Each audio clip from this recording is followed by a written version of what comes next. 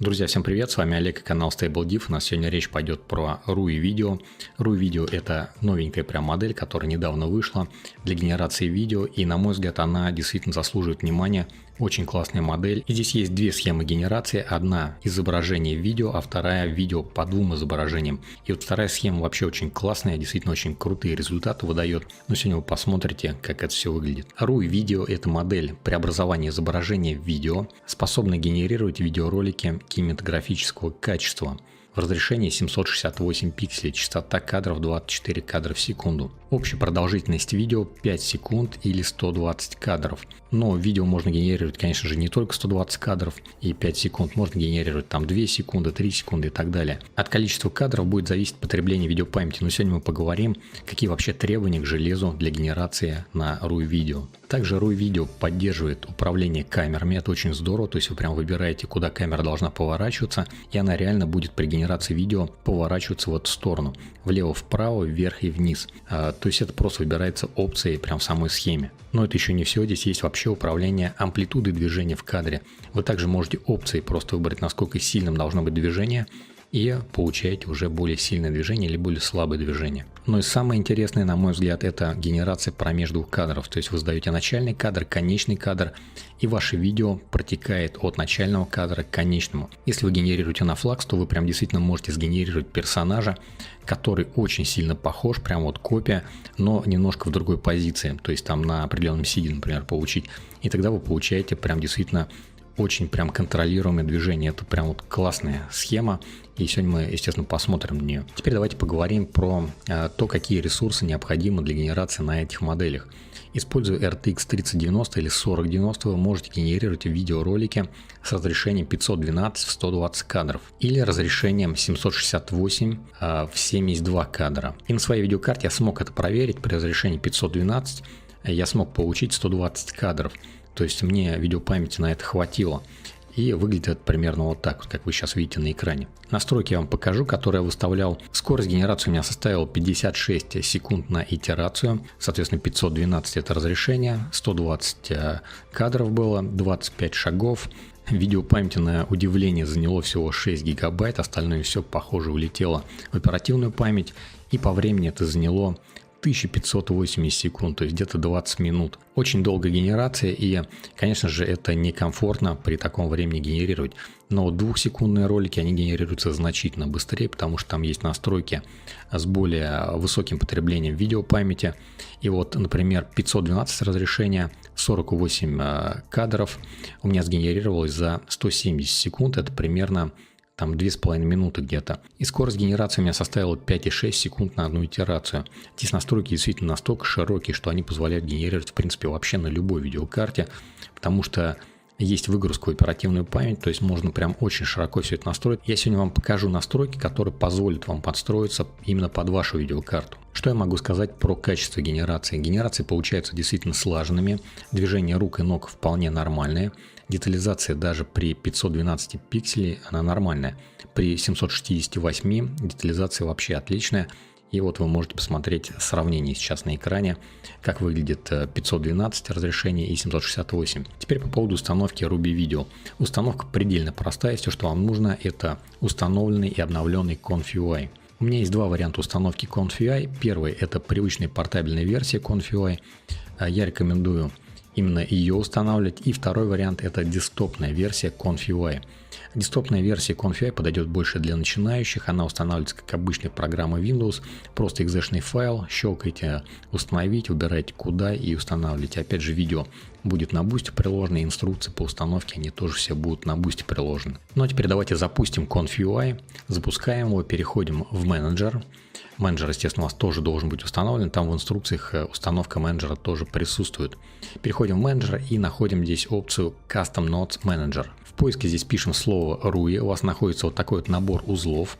После этого нажимаем здесь кнопку Install. У меня этот узел уже установлен, поэтому кнопки Install здесь нет. Нажимаем Install, дожидаемся, пока этот набор узлов будет полностью установлен. После этого у вас появится здесь кнопка Restart, и нажимаем Restart, у вас перезагружается веб-интерфейс, и после этого у вас уже будет установлено вот эти вот узлы. Но, конечно же, схема эта по умолчанию у вас просто так не появится. Чтобы она у вас появилась, вам нужно перейти в ваш Conf.ui. Также вы эти схемы сможете найти у меня на Boosty, они тоже там будут приложены, просто для удобства. Дело в том, что узлы постоянно обновляются, соответственно, схемы эти тоже могут обновиться, и здесь они в вашем Conf.ui не всегда будут актуальными.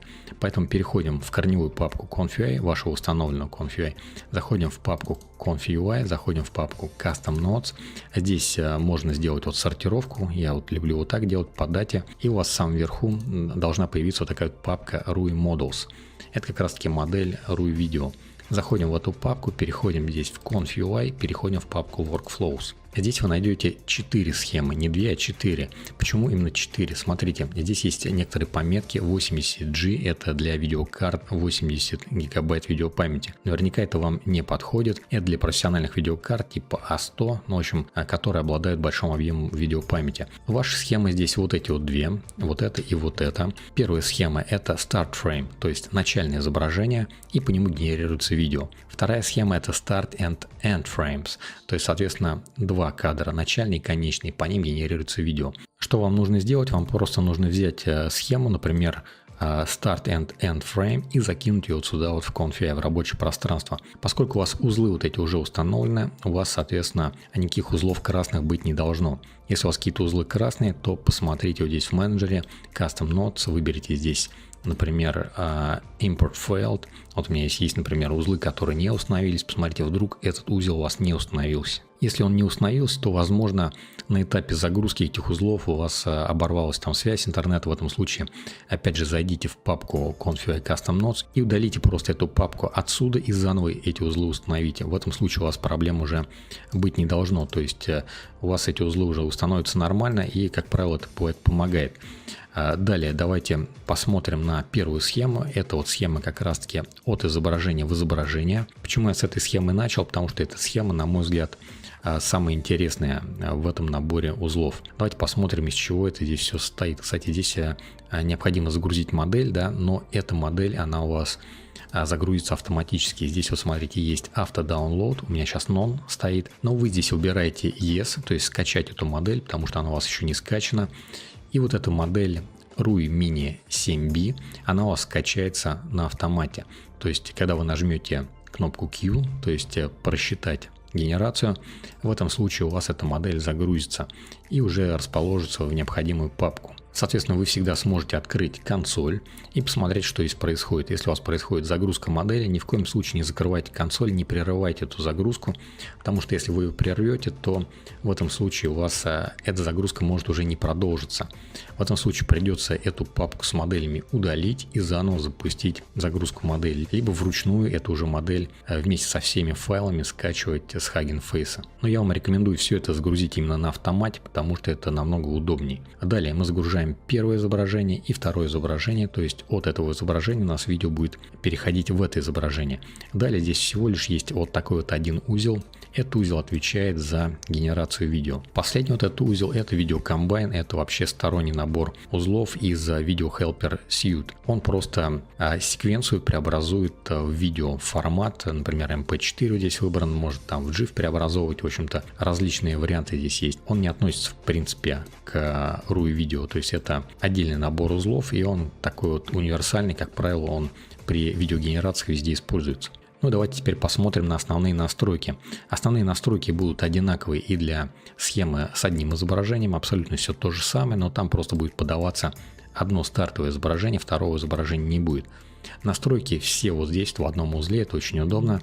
Первая настройка — это длина видео, 48 кадров, это 2 секунды, при частоте 24 кадра в секунду. Здесь вы можете выбирать различные значения, можете выбрать и 24, то есть там 1 секунду генерации, можете выбрать, например, и 72, то есть это будет 3 секунды генерации. Вот 72 кадра в секунду при 512 у меня видеопамяти хватает при настройках с максимальным потреблением видеопамяти. Сейчас мы дойдем до вот этих вот параметров последних. То есть 72 кадра при генерации с 24 гигабайтами видеопамяти, она возможна при максимальном потреблении видеопамяти.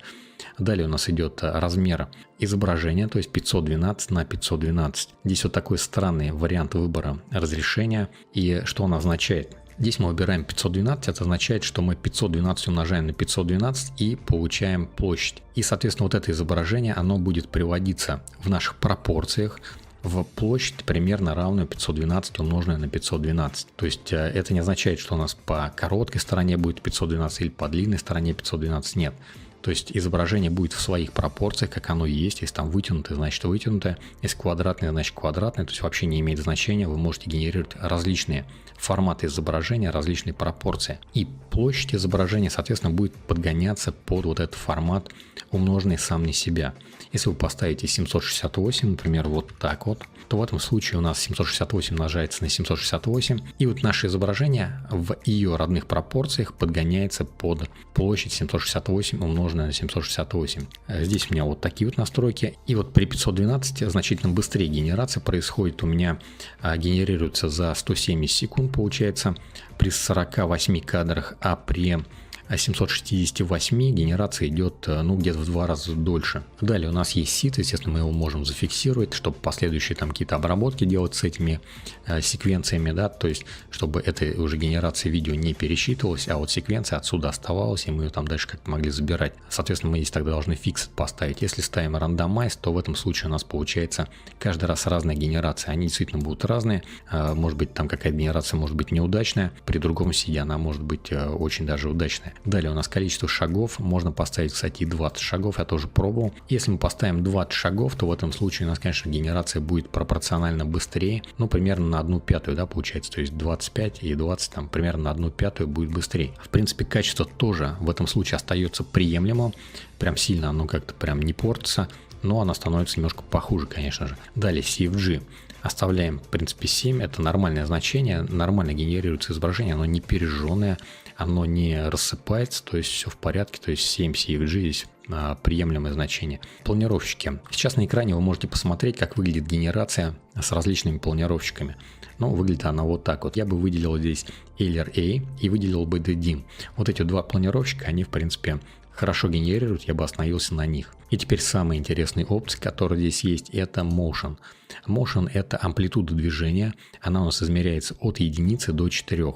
Также можно выбрать автовариант, то есть, соответственно, у нас модель оценивает, что у нас за изображение, какую можно сильную амплитуду здесь поставить, там может быть 4 или 1, и она уже сама будет, эта модель, оценивать, какую она здесь амплитуду выберет. Но вы можете эту амплитуду выбрать и сами. Единичка – это прям совсем такое слабенькое движение, 2 – это уже хорошее движение, я, как правило, выбираю именно 2, с ними получается стабильно хорошие результаты. 3 – это уже сильное движение, в некоторых случаях изображение может прям перескакивать с одного кадра на другой. И при выборе 4 у вас с большей уже вероятностью изображение будет перескакивать как бы с одной генерации на другую. Насколько я понимаю, вот эту вот опцию, она очень похожа на denoise. То есть, соответственно, это типа повышение denoise и возможность как бы слишком сильно уже изменять изображение, чтобы повысить динамику в сцене. Соответственно, я бы советовал вам попробовать именно с 2, вот начать именно с нее, и, соответственно, может быть, там 3 выбрать. Следующая опция – это Camera Direction. Здесь мы можем выбирать движение камеры влево, вправо, вверх и вниз. Это действительно работает очень стабильно. Если вы выберете, например, Right, то у вас изображение будет поворачиваться вправо, как примерно вот здесь сейчас происходит. Если вы берете вверх, то, соответственно, будет вверх как бы пытаться над объектом приподняться. Ну и авто – это автоматический выбор по изображению, то есть модель сама будет выбирать. На мой взгляд, если вы выбираете именно генерацию по 2 изображениям, то здесь лучше, мне кажется, оставить оба параметра в авто. Почему именно так? Потому что модель сама здесь оценит, насколько нужно выставить динамику, насколько нужно повернуть камеру таким образом, чтобы преобразовать это изображение в это на протяжении 48 кадров вот в данном случае. Потому что вы можете не угадать, и изображение может просто поломаться. Ну и теперь по поводу потребления видеопамяти. Вот эти вот две последние опции очень сильно связаны с потреблением видеопамяти. Причем вот эта вот первая опция очень кардинально влияет на потребление видеопамяти. Смотрите, CPU Memory Mode, Normal Mode – это, соответственно, у нас максимальное потребление видеопамяти для получения наилучшего результата по скорости. Если мы здесь выбираем Low Memory Mode, то в этом случае у нас потребление видеопамяти прям максимально снижается.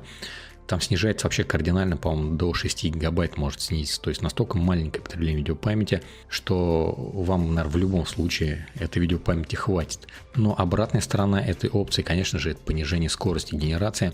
Скорость генерации понижается кардинально, там в разы просто, может быть, в 3, в 4, может даже в 5 раз снизится. Соответственно, если вы при каком-то раскладе здесь можете не выставлять эту опцию, оставить именно Normal Mode. Если у вас там 12-16 гигабайт видеопамяти, по максимуму старайтесь оставаться именно в Normal Mode, потому что скорость генерации будет значительно выше именно в Normal Mode даже при всех остальных настройках. Но это не все параметры, влияющие на потребление видеопамяти. Здесь есть более аккуратные варианты, влияющие на потребление видеопамяти, не такие вот, да, кардинальные. Здесь у нас есть срез ваших шагов генерации. Смотрите, у нас сейчас идет, значит, 25 шагов генерации. Из этих 25 шагов генерации мы можем сделать некоторые срезы. Мы можем сделать один срез, это примерно где-то на 12 шагах у нас выгрузится все из видеопамяти и освободится видеопамять, соответственно, у нас генерация продолжится с меньшим потреблением видеопамяти. Если мы выберем цифру 5, то выбираем, соответственно, 5 срезов, примерно где-то по 5 шагов генерации у нас будет. То есть 5 шагов прошло, видеопамять выгружается в оперативную память, дальше идет опять 5 шагов, опять выгружается и так далее. Ну и, соответственно, остальные опции аналогичные, то есть там до 10 срезов можно убирать. Это более аккуратное обращение с видеопамятью, и, соответственно, на скорость это влияет значительно меньше, чем вот такая вот опция Low Memory Mode. Поэтому, если вы можете выбрать какой-то из вот этих вот параметров, не переключаясь на Low Memory Mode, то выбирайте его. То есть, например, там 5-кратный срез или 10-кратный срез. В этом случае у вас скорость генерации в любом случае будет быстрее, чем с Low Memory модом. Но также вы еще обращайте внимание на количество кадров. Вы можете просто сварьировать количество кадров, там просто подобрать прям под свою видеокарту, ну, может быть, там 40 кадров. Если вы можете, например, при 40 кадрах выбрать вот такие вот параметры Normal Mode и Offload Steps 0, да, то в этом случае у вас генерация просто будет намного быстрее, и, возможно, стоит пожертвовать 8 кадрами для генерации просто ради скорости. Но тут уж сами решайте. И, соответственно, опять же, разрешение. То есть, если хотите 768, это будет значительно дольше, чем 512. По поводу качества генерации, вот можете посмотреть, вот два изображения загруженных. Это еще на SDXL модель генерировалось, и вот такая вот анимация у нас здесь получается. Очень классная здесь выглядит, то есть прям выглядит очень живенько, здорово. Конечно же, детализация здесь на 512 не такая высокая, как на 768 разрешении, но тоже она приемлемая. Если, конечно, прикрутить какой-нибудь апскейлер для вот этой секвенции, то это было бы вообще очень здорово. Ну и вот вариант этой же схемы уже с одним изображением.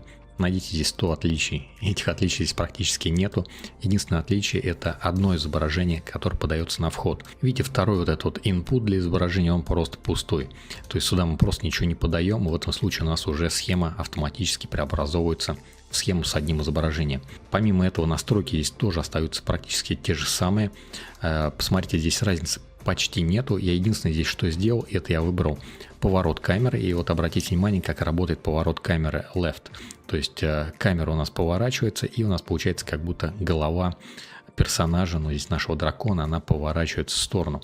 Также здесь выбирается у меня и амплитуда движения. Если выбираю двойку, как я вам и говорил, это такая золотая середина, и все, остальное все то же самое. Ну и по поводу детализации, конечно же, если здесь выбрать 768, то детализация получается значительно выше, но и при 512 детализация вполне неплохая для каких-то аватарок.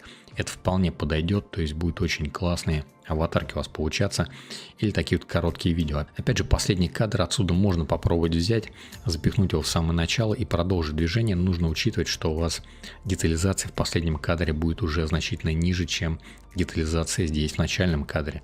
То есть тогда в этом случае нужно как подбирать по качеству эти изображения или уже повышать тогда resolution. Друзья, ну и как это все можно подытожить? Смотрите, очень классная, мне кажется, эта модель RUI видео для генерации по изображению и по двум изображениям.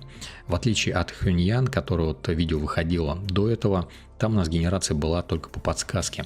И вот по изображению, конечно же, генерация она более интересная, потому что вы можете сгенерировать конкретное изображение и его уже оживить. А когда вы генерируете по подсказке, вы не знаете конкретно, что там получится, что у вас там сгенерируется и что будет оживляться. Поэтому RUI видео действительно заслуживает внимания. Очень классный инструмент. Я прям очень доволен его результатом и надеюсь, вы тоже меня поддержите. И на радость хочу пригласить на курс по автоматику, Forge и Conf.ui. Смотрите, по Conf.ui курс обновляется, там обновляются уроки, вот до Нового года я обновлю много уроков, и также у меня открывается там дополнительный модуль по Flux модели. А для Flux модели у меня будет набор видео, то есть таким образом, чтобы вы могли перейти от SDXL, SD 1.5 именно на Flux. То есть там будет у меня и общее объяснение, что такое Flux модель, как с ней работать, какие там варианты моделей бывают, какие модели вам подобрать. И также будет InPaint, OutPaint, Redux, CtrlNet, в общем, все инструменты, которые, по идее, поддерживает Flux, чтобы полноценно им пользоваться. Более подробную информацию вы можете найти на сайте stablediff.ru, там же есть контакт администратора, если вам будет что-то непонятно, обязательно задавайте вопросы, всех жду на курсе. Также хочу вас пригласить на свой Boosty, если вам что-то непонятно, нужны более подробные инструкции, то на Boosty они тоже есть. И на этом хочу вам пожелать хорошего новогоднего настроения, удачной генерации, и увидимся в следующих роликах. Все, всем пока!